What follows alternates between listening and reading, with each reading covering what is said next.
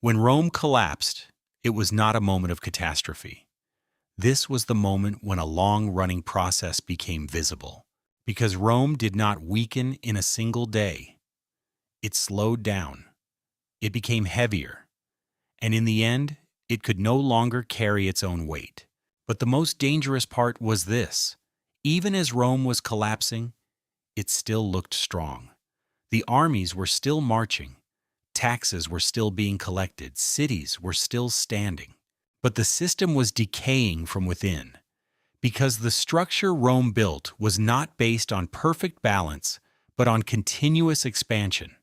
And when expansion stopped, the system began to contradict its own logic. There were no new lands, no new spoils. But the expenses remained the same. The army was large. The bureaucracy was large. And this structure had to be fed.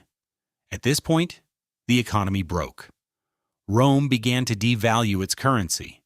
The silver content was systematically reduced and devalued.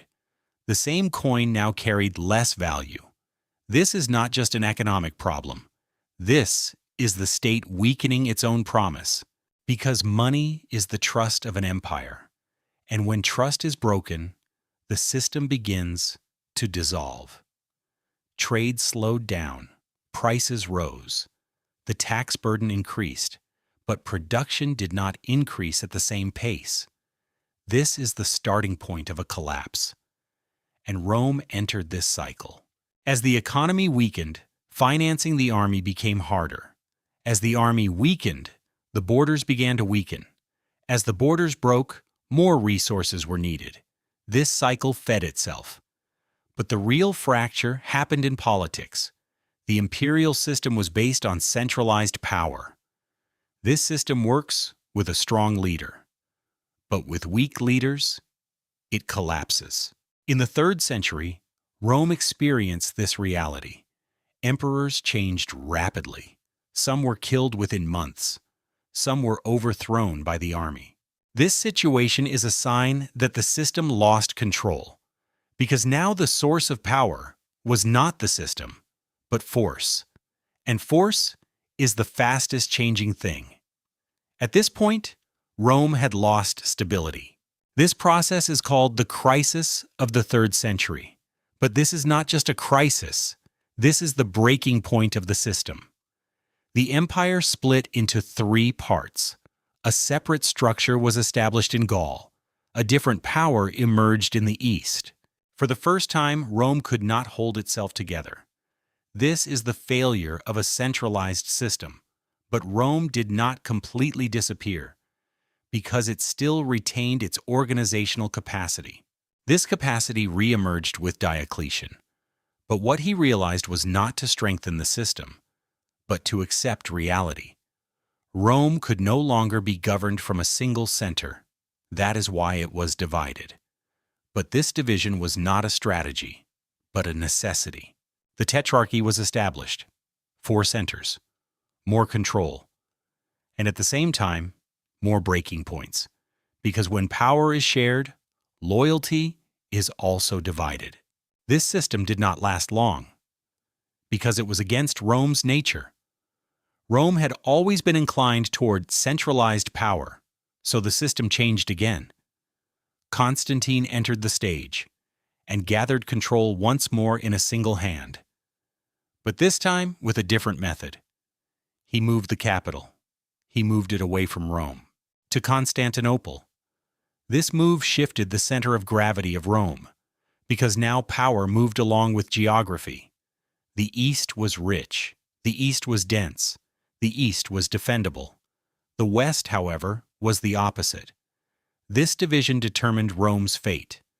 The East grew stronger. The West grew weaker. During this process, an ideological transformation also occurred. Christianity was officially accepted. This is Rome's mental transformation. Because now the system carried not only a military and political structure, but also a religious one.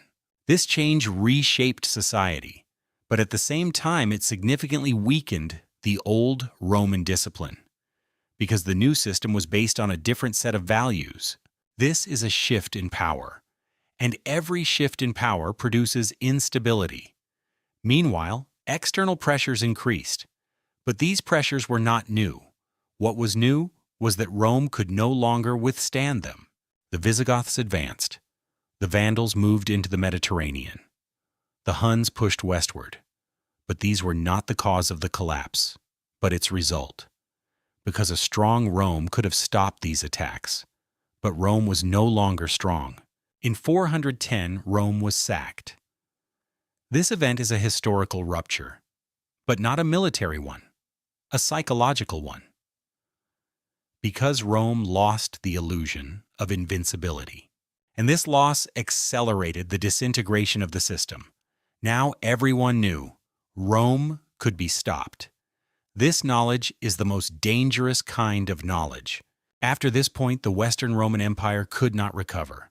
The economy collapsed. The tax system disintegrated. The army was insufficient, and the center could no longer control the periphery. This is the end of a system. By the year 476, everything was already over. The last emperor was deposed. But this was not a coup.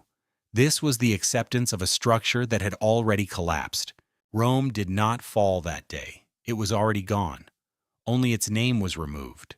So why? Because Rome's success had become its greatest flaw.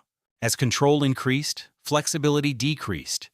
As the center strengthened, the periphery weakened. As the system grew, governance became harder. And this difficulty eventually turned into an unsolvable condition.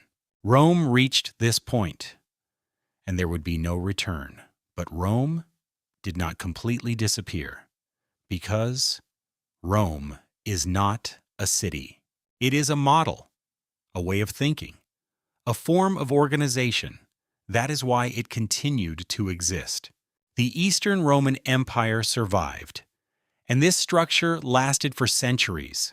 This also shows Rome's true strength. Rome cannot be erased even if it falls. But for the West, the story ended here. And this ending reveals a truth. No system can establish unlimited control. No power can grow infinitely. And no empire can exceed its own limits. Rome proved this. Power was built. Power grew. And power collapsed under its own weight. This is the story of Rome. And this story does not belong only to the past. It is a lesson valid for every system.